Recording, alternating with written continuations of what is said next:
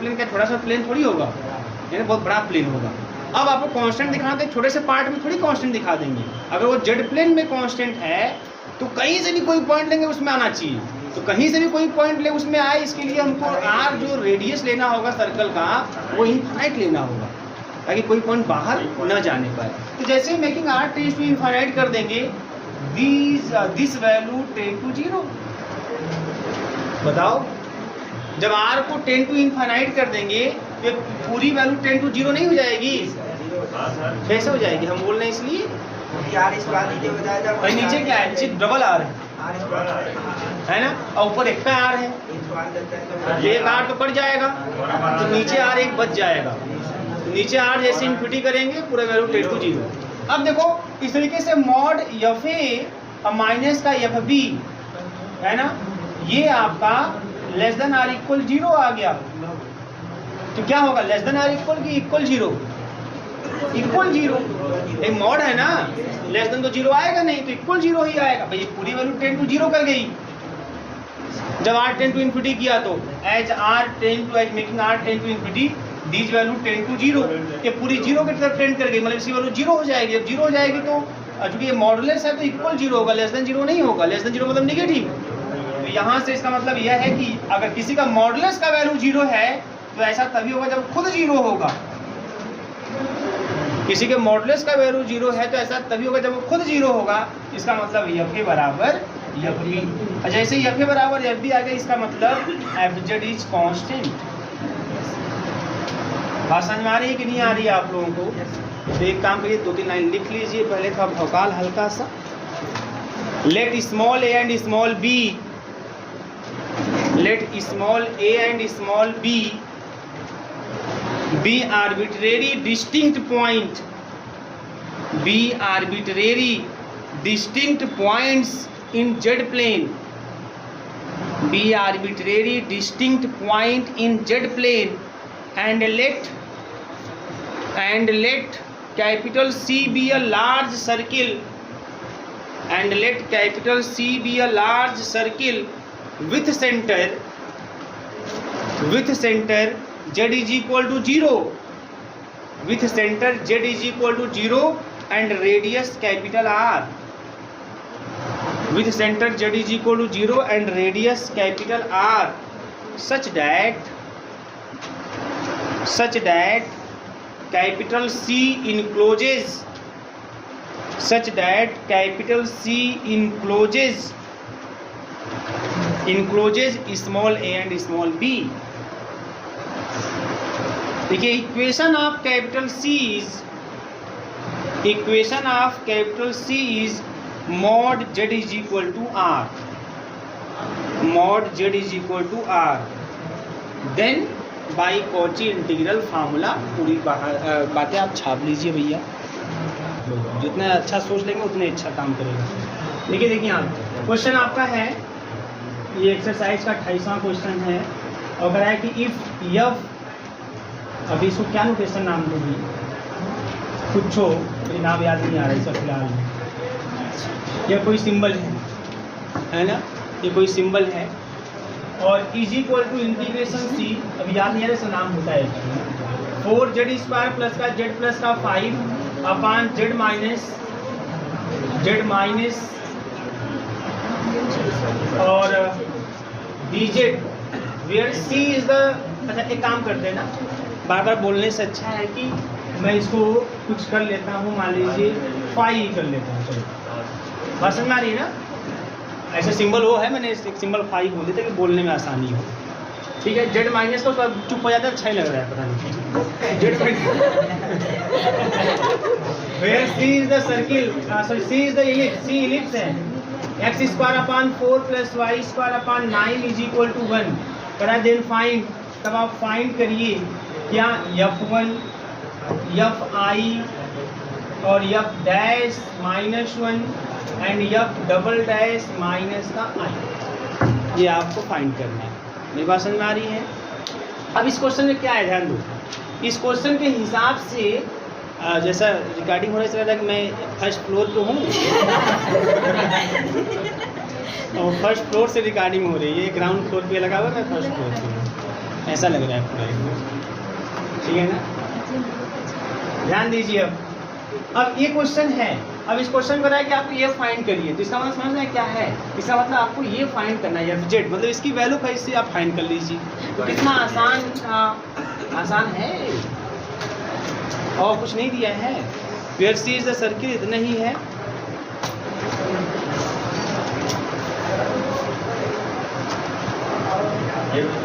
ये एक समस्या तो इसमें दिख रही है इस क्वेश्चन में कि अब ये जो पॉइंट फाई है, जिसको मैंने फाई नाम दिया है, अब इसके अंदर होगा कि बाहर होगा, ये समस्या है। चलिए काम करते हैं, इसको अंदर मान के ही हम सॉल्व करते हैं, ठीक है ना। तो देखते हैं, हाँ मान लेते हैं कि जो फाई है वो दैट लाइज इन कर्व सी, इस कर्व सी के अंदर लाई करता है, ये मान लेता हूँ अभी मैं, क्योंकि कुछ इन्फॉर्मेशन मुझे लग रहा है कम है यहाँ पे, क्योंकि इसके बारे में कुछ ना कुछ तो देना चाहिए कि जो फाई है ये सी के अंदर, इस कर्व के अंदर लाई करेगा कि नहीं करेगा, या क्या होगा क्या नहीं होगा। ये यहाँ पे दिया नहीं, इसे उसमें दिया था x0 इज लेस देन 2 ऐसा कुछ करके, यहाँ कुछ नहीं दिया है। चलो मैं मान लेता हूँ इसके अंदर, ऐसा मान के मैं लगाता हूँ इसको। ध्यान दीजिए ऐसे केस में, तब अगर ऐसा मैं मान लेता हूँ तो हमारे पास जो FZ होगा यह हो जाएगा 4z² प्लस का z प्लस का 5 है, ये है ना। FZ हमारा ये हो जाएगा आपका 4z² प्लस का z प्लस का 5 है, ये इस तरीके से हो जाएगा। अच्छा एक मिनट, थोड़ा सा हमको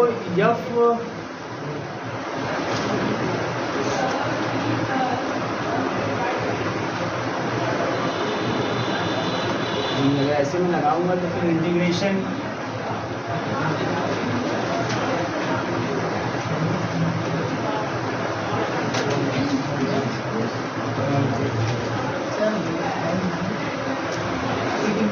देखते हैं। अच्छा कोई बात नहीं, तो अगर मैं इन साइड मानूंगा तो फिर इंटीग्रेशन यही होता है ना हमारे पास, FZ अपॉन Z माइनस का A dz is equal to 2 pi i f a, ठीक है। यहाँ पे A is equal to Z is equal to 5 is equal to यह A है, तो इस तरीके से लगाऊंगा तो हो जाएगा 4z² प्लस का Z प्लस का 5 अपॉन Z माइनस का 5, बात नहीं, dz over curve C is equal to 2 pi i f a क्या होगा, ये FZ है, तो एफ ए क्या होगा, एफ ए मतलब यह 5, मतलब हो जाएगा 4 5 स्क्वायर और प्लस का 5 प्लस का 5, ऐसा हो जाएगा। और इस पूरे को F5 नाम दिया गया है, इस पूरे को F5 नाम दिया गया, तो F5 इज इक्वल टू, अब इसको थोड़ा सा सॉल्व कर लो आप, मल्टीप्लाई कर लो, और मल्टीप्लाई थोड़ी ऐसे रहने दीजिए, 2 पाई आई हो गया और 4 पाई स्क्वायर प्लस 5 प्लस का 5, ये F5 हो गया। बात समझ में आ रही है ना। अगर ये F5 है देन F' क्या होगा। अच्छा एक चीज हमको लगता है कहीं गड़बड़ कर रहे हैं क्या, अरे समझ मैं एक चीज गड़बड़ कर रहा था, ध्यान दीजिए। गड़बड़ मतलब ये कर रहे हैं ना, हमको इनकी वैल्यू निकालनी F1, मतलब समझ रहे हैं, मतलब इस केस में फाई इज इक्वल टू 1। बात समझ आ रही कि नहीं आ रही है। अभी क्वेश्चन देखो कहीं से मिस हो रहा था, अब वो क्वेश्चन ऐसे मत लगाइए, इसको हो गया कंफर्म हो गया क्या है इसमें समस्या क्या हो रही थी। देखिए ध्यान दीजिए, आपको ये निकालना है, इस पर ध्यान गया है नहीं कि ये जो पूछा है ये क्या है, ये निकालना है F1। अगर आपको F1 निकालना, को ध्यान से समझिएगा, अगर आपको F1 निकालना है इसका मतलब यहाँ पर फाई इज इक्वल टू आपको 1 लेके चलना है, क्योंकि इसी को पूरा F5 बोला है ना, तो F1 निकालना है, इसका मतलब फाई इज इक्वल टू आपको 1 लेके चलना है।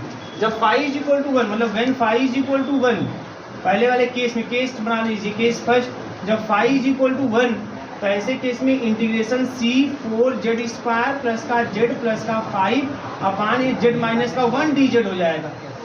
अब ये जो 1 है, अब बताओ इस इलिप्स के अंदर आएगा कि नहीं आएगा।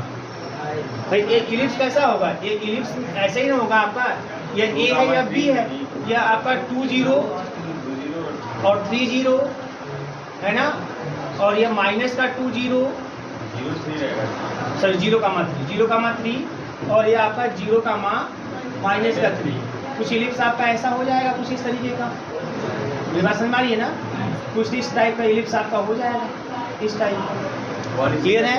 तो 1 जब भी आएगा तो इसके अंदर है ना कहीं आएगा। z इज इक्वल टू 1 मतलब, z इक्वल टू 1 मतलब समझते हैं, z इक्वल टू 1 का मतलब कि 1,0 मतलब आपका यह हो गया आपका z इज इक्वल टू 1, इसके अंदर आएगा, इसके अंदर आएगा। इसका मतलब इसको अब देखो यहाँ पे हम इसको सॉल्व कर सकते हैं आसानी से। तो 2 पाई आई और f z is equal to 1 मतलब यही a है, मतलब यफ 1 है ना। अच्छा अब इस केस में, इस वाले केस में एफ जेड कितना है हमारा, एफ जेड है 4z² प्लस का z प्लस का 5 है ना। तो ऐसे केस में f1 कितना हो जाएगा, तो 2 पाई आई और z के स्थान पे 1, तो 4 + 1 5 + 5 10, तो 20। देखो भाई आंसर पहले का ही आ रहा है क्या मास्टर जी? सर इसका मतलब सही जा रहे हैं। ठीक, केस सेकेंड देखो, थोड़ा सा हल्का जो घुमाया था हम लोग भी परेशान हो गए, एक्चुअली इस पर ध्यान नहीं गया, इस पर ध्यान दो। अब एफ आई मतलब इस केस में फाई इज इक्वल टू आई लेके चल रहा है। आई मतलब समझते हैं इसका मतलब क्या है, मतलब ये जो पॉइंट है यहाँ पे z इज इक्वल टू 0,1 है, 0,1 क्या लिखेंगे, 0 प्लस आई, यही तो लिखेंगे है ना। तो ये यही ना आएगा, बोलिए अंदर ही आएगा, अंदर आएगा, इसका मतलब कि सेम वही तरीका, मतलब इंटीग्रेशन c 4z² प्लस का z प्लस का 5 और z - 1 की जगह z माइनस का i।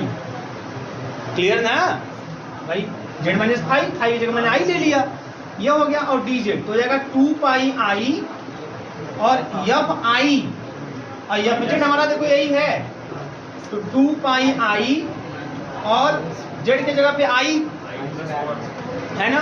जब z की जगह पे रखनी है i तो 4i² मतलब माइनस का 4 और प्लस का i और प्लस का 5, तो जाएगा 2 पाई i और 5 में से 4 क्या 1 प्लस का i, मल्टीप्लाई कर लें तो 2 पाई i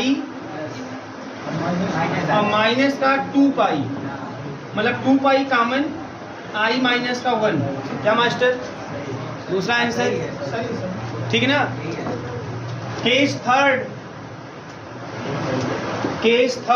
केस थर्ड में आपको निकालना है f डैश माइनस का 1, बात समझ आई ना, आपको f डैश माइनस का 1 निकालना है। अब f डैश माइनस का 1 कैसे आएगा, हाँ सेकेंड पावर ठीक है, लेकिन सेकेंड पावर वहाँ पे है।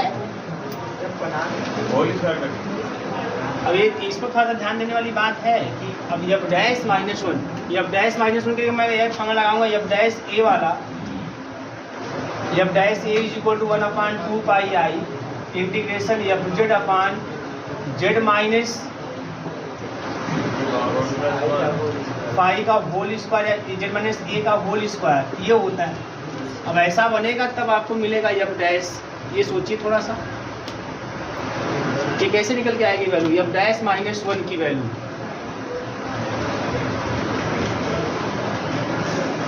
f डैश माइनस 1 का मतलब ये हुआ, लेकिन ये एक समस्या क्रिएट कर रहा है। देखो अभी ये वाला पार्ट सोचिए इसके बारे में, नोट करिए तब सोचते देखिए क्या हो सकता है, नोट करिए, दोनों नोट करिए, हम देख रहे हैं तीसरा वाला और थिंकिंग वाला है क्वेश्चन, हम इसमें क्या कर सकते हैं। देखिए अब इस वाले क्वेश्चन क्या कीजिए, तीसरे वाले क्वेश्चन में है ना, क्योंकि ये डैश में करके दिया है, अगर आप ऐसे अगर लगाओगे तो बेटर फंसेगा, क्यों, क्योंकि डैश के लिए यहाँ स्क्वायर होना चाहिए है ना, फार्मूला भाई देखिए ना, मैं आप लोग स्क्वायर वाला, स्क्वायर तो है नहीं वहाँ पे, तब कैसे लगाएंगे, तब आप इस फाई को है ना मान लीजिए कि आप इसके अंदर ही है, क्योंकि देखो -1 भी इसके अंदर ही आएगा हमको जो निकालना है, और -i भी इसके अंदर आएगा, तो हर पॉइंट इसके अंदर आएगा, तो इसका मतलब फाई चाहे कोई केस हो, फाई हमेशा अंदर रहेगा। ये बात समझ आ रही कि नहीं आ रही, पहले बताओ। इन चारों जो वैल्यू निकालनी है, चारों केस में जो हमें फाई दिख रहा है 1i -1 -i, ये सब इलिप्स के अंदर ही आएगा, इसका मतलब फाई हर केस में इलिप्स के अंदर है। अगर फाई हर केस में इलिप्स के अंदर है तो बताओ इसकी वैल्यू क्या होगी, 4z² प्लस का z प्लस का 5, बहुत ध्यान समझिए, बहुत ही सिंपल, और अपान z माइनस का 5, इसकी वैल्यू क्या होगी dz, इसकी वैल्यू क्या हो जाएगी, 2 पाई i और f 5 हो जाएगा, यही ना होगा। अगर मैं जहाँ a की जगह भी मैं रख रहा था 1 ऐसा -1 कुछ, वहाँ पे सीधे 5 रख रहा हूँ है ना, तो यहाँ क्या हो जाएगा 2 पाई i और f 5, और f 5 कितना आएगा बताइए, तो एफ फाई हमारा जगह है, रख दीजिए फाई, ये तो हमारा एफ जेड है, रख दीजिए फाई। तो 4 फाई स्क्वायर प्लस का फाई प्लस का फाई, बोलिए ये हो जाएगा। लेकिन अब हमको जो वैल्यू चाहिए, ध्यान दीजिएगा, जो वैल्यू चाहिए उसके हिसाब से हमें चाहिए एफ डैश माइनस 1 की वैल्यू चाहिए, एफ डैश माइनस 1 की वैल्यू चाहिए। तो अगर एफ डैश माइनस 1 की वैल्यू चाहिए तो ये पूरा का पूरा हमारा एफ फाई हो गया, ये पूरा पूरा क्या हो गया, जो वैल्यू आई वही ना एफ फाई है, तो ये पूरा पूरा क्या हो गया, एफ फाई हो गया। तो एफ फाई हमें मिल गया 2 पाई आई और 4 फाई स्क्वायर प्लस का फाई प्लस का फाई। मैं वैसे भी लग जाता है क्वेश्चन, जो मैं पहली बार ट्राई कर रहा था वैसे लग जाता, क्यों? क्योंकि डायरेक्ट में ये लगाता और यही रखते जाओ, सब निकल के आ जाएगा। ये बात समझ में आ रही है ना? जो मैं डायरेक्ट इसको पहले लगाया था वो भी सही चल रहा था कार्यक्रम, क्योंकि यही तो किया था मैंने पहली बार, ये आ गया। अब इसी में सब रखते जाओ, सब वैल्यू आती जाएगी, सब वैल्यू आती जाएगी। अब इसको डिफ्रेंशिएट कर दो, तीसरे वाले हमको डिफ्रेंशिएट करना, डिफ्रेंशिएट कर दो। तो 2 पाई आई जब डिफ्रेंशिएट करोगे इसे तो 8 फाई और प्लस का 1, एक बार और डिफ्रेंशिएट कर दो, ये क्वेश्चन इतने में लग जाता है, चारों क्वेश्चन के अंदर लग जाता है। ये अब डबल डैश फाई तो 2 पाई आई और खाली 8 आ जाएगा। अब देखो हमको सब ही मिल गया। अब चाहो तो इसको अलग से लगा के सब इसी में लगा सकते हो, क्योंकि हमको कंफर्म हुआ कि 1 आई माइनस 1 माइनस आई इलिप्स के अंदर है, इलिप्स के अंदर है, इसका मतलब फाई इलिप्स के अंदर है, फाई इलिप्स के अंदर है, इसका मतलब कि यही फार्मूला लग जाएगा, काची इंटीग्रल फार्मूला। और लगने पे यह आएगा और उसी को बोलेंगे एफ फाई, और उसी को